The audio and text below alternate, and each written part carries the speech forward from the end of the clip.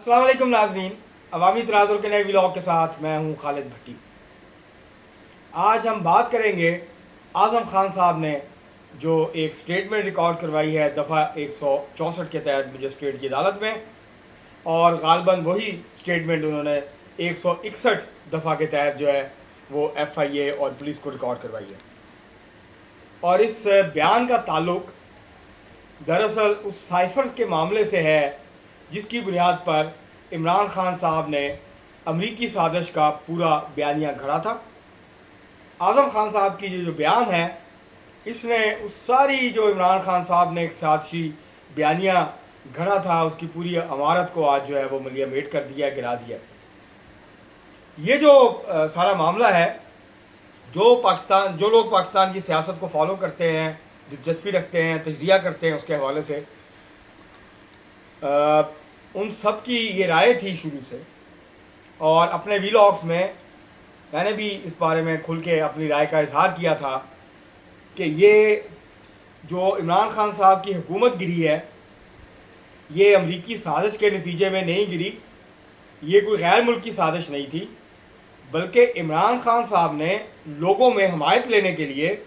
اور امریکہ مخالف جذبات کو بھڑکانے کے لیے یہ ایک جو ہے وہ ایک کہانی گھڑی، ایک جھوٹی کہانی گھڑی، اور اس کی بنیاد پہ پھر لوگوں کے جذبات سے عمران خان صاحب نے کھیلا، لوگوں کے اندر حمایت لی۔ اسی بیرونی سازش، امپورٹڈ حکومت، میرے خلاف سازش ہوئی، میرے خلاف امریکہ نے سازش کی، میں کیونکہ روس گیا تھا، میں کیونکہ روس کے سے قریبی تعلقات قائم کرنا چاہ رہا تھا، میں کیونکہ روس تیل لینے گیا تھا، میں وہاں سے گیس لے کے آتا سستی، لوگوں کو سستی تیل اور گیس دیتا، میں روس کے ساتھ اپنے معاملات کو بہتر کر رہا تھا۔ امریکہ بہادر کو یہ پسند نہیں آیا، اور اس نے پاکستان کی جو اپوزیشن پارٹیاں تھیں اس وقت کی، مسلم لیگ نون، پاکستان پیپلز پارٹی، جمعیت علماء اسلام اور دیگر پارٹیاں، ان کے ساتھ مل کے سازش کی۔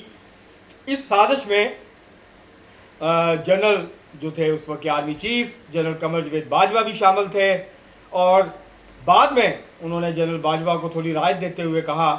کہ اگرچہ سازش انہوں نے نہیں کی تھی لیکن وہ اس سازش کو ناکام بنا سکتے تھے میرا ساتھ دے کے، انہوں نے میرا ساتھ نہیں دیا۔ تو یہ جو پوری سازش تھی، سازش کی پوری کہانی عمران خان صاحب نے قوم کے سامنے پیش کی تھی، اور اس کی بنیاد پہ خود کو مظلوم ثابت کیا۔ عمران خان صاحب نے دراصل یہ جو سازشی کہانی تھی اس کے نتیجے میں دو کام کیے۔ ایک کام تو انہوں نے یہ کیا کہ اپنی حکومت کی جو انتہائی ناقص اور بری کارکردگی تھی 44 ماہ کی، اس کو انہوں نے امریکی سازش کے بیانیے کے پیچھے چھپایا، اور ساری جو ڈسکشن، بحث، بیانیہ، گفتگو، ٹاک شوز، آرٹیکلز، کالمز جو ہیں وہ اس پہ لگ گئے کہ یہ جو حکومت ہے کیا یہ واقعی امپورٹڈ حکومت ہے یا نہیں ہے، کیا عمران خان صاحب کے ساتھ سازش ہوئی ہے کہ نہیں ہوئی ہے، کیا یہ جو اپوزیشن ہے اس نے باہر کی قوتوں کے ساتھ مل کے جو ہے یہ سازش رچائی اور عمران خان صاحب کی جو حکومت تھی اس کو جو ہے وہ گھر بھیجا۔ تو ان کی جو کارکردگی تھی اس سے پوری بحث ہٹ گئی۔ دوسرا کام انہوں نے یہ کیا کہ جو کچھ وہ کر رہے تھے اس پہ بحث کرنے کی بجائے وہ سارا جو اپنے جو ان کے حامی تھے، ان کا جو فین کلب تھا، اس کو یہ یقین دلانے میں کامیاب ہوئے کہ میری حکومت بس کامیابی کے قریب ہی تھی کہ انہوں نے نیچے سے جو ہے وہ سیڑھی کھینچ لی اور مجھے گرا دیا، ورنہ پاکستان کے حالات جو ہیں وہ بالکل ٹھیک ہونے والے تھے، معیشت ٹیک آف کرنے والی تھی۔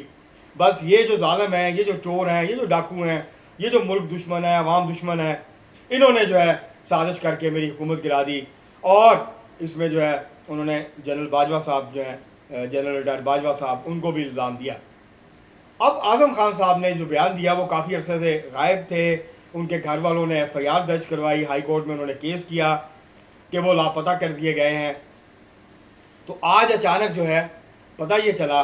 کہ انہوں نے مجسٹریٹ کی عدالت میں بیان ریکارڈ کرا دیا ہے، اور انہوں نے ایف آئی اے کو جو ہے اور پولیس کو اپنا ریکارڈ جو ہے وہ بیان جو ہے وہ ریکارڈ کروا دیا ہے۔ اب یہ قانونی کارروائی ہے، دفعہ 164 کا بیان، دفعہ 161 کا بیان، اور اب وہ ایکچولی اگر دیکھا جائے تو حقیقت میں وہ وعدہ معاف گواہ بن چکے ہیں چیئرمین تحریک انصاف جناب عمران خان صاحب کے خلاف. دو عمران خان، یہ جو سنگینی ہے اس کا اندازہ آپ اس بات سے لگا سکتے ہیں کہ اگر اعظم خان صاحب اپنے اس بیان پہ قائم رہتے ہیں اور وہ بیان ریکارڈ کرا کے اپنے گھر بھی پہنچ گئے ہیں اور وہ کہتے ہیں کہ میں کسی دوست کے گھر تھا، شکر ہے کہ وہ شمالی علاقہ جات کی سیر کرنے نہیں گئے تھے یا وہ کہیں پہ راستہ بھٹک کے ادھر ادھر جو ہے وہ گھوم پھر نہیں رہے تھے کسی جنگل میں، بلکہ انہوں نے کہا کہ میں اپنے دوست کے گھر تھا. بہرحال وہ اب گھر واپس آ گئے ہیں آج بیان ریکارڈ کرانے کے بعد. عمران خان صاحب کے خلاف اس بیان کی روشنی میں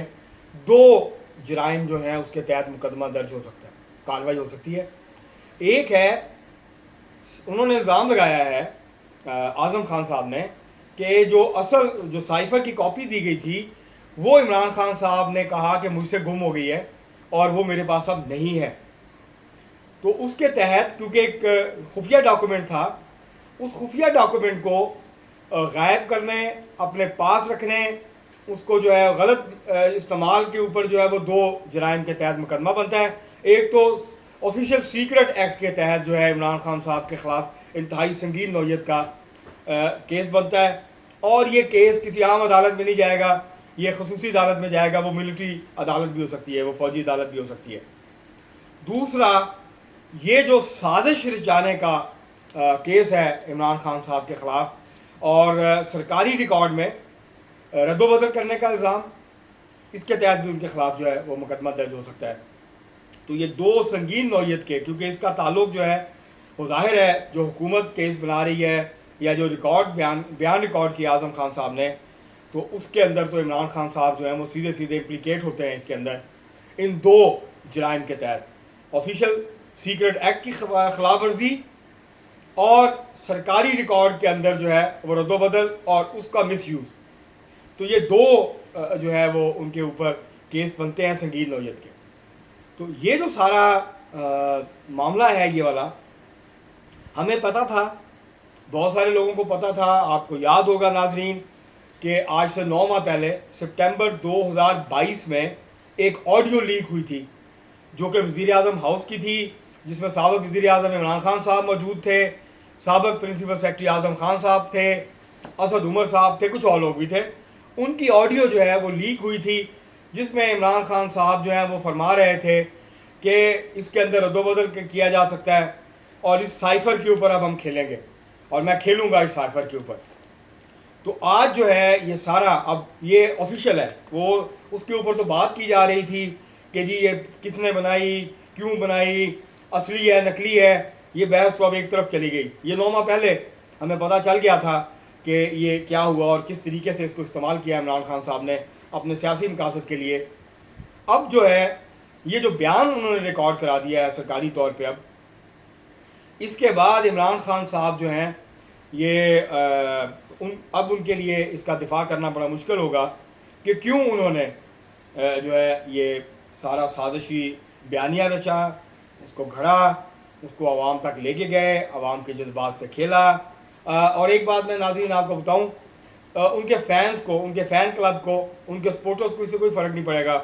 کہ عمران خان صاحب نے یہ کیا کیا. وہ اس سے بڑا بھی کوئی کام کریں گے تو اس کے باوجود کہیں گے کہ خان صاحب کو غلط نہیں کر سکتے. ہمارے ہاں بدقسمتی سے جو سیاسی لیڈر ہوتے ہیں ان کو دیوتا بنا کے جو ہے وہ پیش کیا جاتا ہے، ان کو ایسی شخصیت کے طور پہ پیش کیا جاتا ہے جو غلطی کر ہی نہیں سکتی، اور جو ہے وہ بہت اوپر کے کسی درجے پہ جو ہے ان کو فائز کر دیا جاتا ہے سیاسی لیڈر کو. حالانکہ سیاسی لیڈر ہمارے جیسے ہی ہوتے ہیں، ہماری طرح ہی سوچتے ہیں، ہماری طرح کے ہی کام کرتے ہیں. فرق یہ ہوتا ہے کہ وہ ملک کے بڑے لیڈر ہوتے ہیں، سیاسی جماعت کی قیادت کر رہے ہوتے ہیں، بڑے عہدوں پہ فائز رہے ہوتے ہیں، تو وہ جو ہے وہ جانے پہچانے جاتے ہیں، ان کے اوپر ذمہ داری ہوتی ہے. وہ حکومت میں آتے ہیں اور پھر حکومت میں آنے کے بعد جو کارکردگی دکھاتے ہیں اس کی بنیاد کے اوپر ان کا ایک نام بنتا ہے یا وہ بدنام ہوتے ہیں جو بھی وہ کام کرتے ہیں، غلط یا صحیح. لیکن ہم ان کو سیاسی لیڈروں کے طور پر نہیں لیتے، بلکہ ہم ان کو جو ہے وہ پتہ نہیں کون سی مخلوق جو ہے وہ سمجھ لیتے ہیں اور بنا لیتے ہیں اپنا تصور، اور پھر اس تصور کی روشنی میں ان کو دیکھتے ہیں. جو اس کے مخالفین ہوتے ہیں ان کو ہم شیطان قرار دے دیتے ہیں، وہ ملک کے جو ہیں وہ سب سے غلط لوگ ہوتے ہیں، اور جس کی ہم حمایت کر رہے ہوتے ہیں لیڈر کی، اس کے اندر نہ کوئی خامی ہوتی ہے، نہ وہ کوئی غلط کام کر سکتا ہے، نہ اس کے اندر جو ہے وہ کوئی کمی بیشی ہوتی ہے، وہ پرفیکٹ ہوتا ہے، وہ 100% درست ہوتا ہے، ہر کام جو ہے وہ ٹھیک کرتا ہے، باقی لوگ جو ہیں وہ 100% غلط ہوتے ہیں، وہ 100% درست ہوتا ہے۔ تو دراصل ہمیں اس سوچ سے باہر آنے کی ضرورت ہے بحیثیت قوم، تاکہ ہم اس سے نکل سکیں کہ کوئی بھی ایسا کوئی لیڈر جو ہے جب وہ اپنے ارد گرد کے لوگوں سے فائدہ اٹھاتا ہے تو وہ ارد گرد کے لوگ بھی پھر اس لیڈر کا فائدہ اٹھاتے ہیں، جب لوگ پیسہ لگاتے ہیں کسی لیڈر پہ تو وہ پھر اس کا فائدہ بھی اٹھاتے ہیں۔ تو یہ جو ساری صورتحال ہے، یہ اب عمران خان صاحب کی جو امیج ہے اس کو پہلے بھی دھچکے لگے ہیں، یہ جو 190 ملین پاؤنڈ والا کیس ہے وہ بھی ہے، توشہ خانہ کا جو معاملہ ہے وہ بھی ہے، لیکن یہ جو معاملہ ہے یہ تو بہت ہی سنگین نوعیت کا ہے۔ اور عمران خان صاحب نے جس طریقے کے ساتھ لوگوں کے جذبات کے ساتھ کھیلا ہے، جس طرح سے امریکی سازش کا بیانیہ گھڑا اور پھر یہ کہا کہ میری حکومت گرائی گئی تھی، پاکستانی اسٹیبلشمنٹ بھی اس میں شامل تھی، اپوزیشن بھی تھی اور یہ سب، تو یہ کم از کم یہ جو سارا جھوٹ تھا اس کا جو بھانڈا ہے وہ بیچ چوراہے جو ہے اس کی، یہ جو جھوٹ کی ہانڈی تھی یہ بیچ چوراہے جو ہے وہ ٹوٹ گئی ہے اور اس کا بھانڈا جو ہے وہ پھوٹ گیا ہے۔ تو اب خان صاحب شاید اس کے اوپر کوئی اور بیانیہ جو ہے وہ کرنے کی کوشش کریں اور اپنے لوگوں کو مطمئن کرنے کی کوشش کریں، لیکن اب وہ بری طرح سے جو ہے اس معاملے کے اندر پھنستے ہوئے جو ہے وہ نظر آتے ہیں۔ آج کے لیے اتنا ہی، بہت شکریہ۔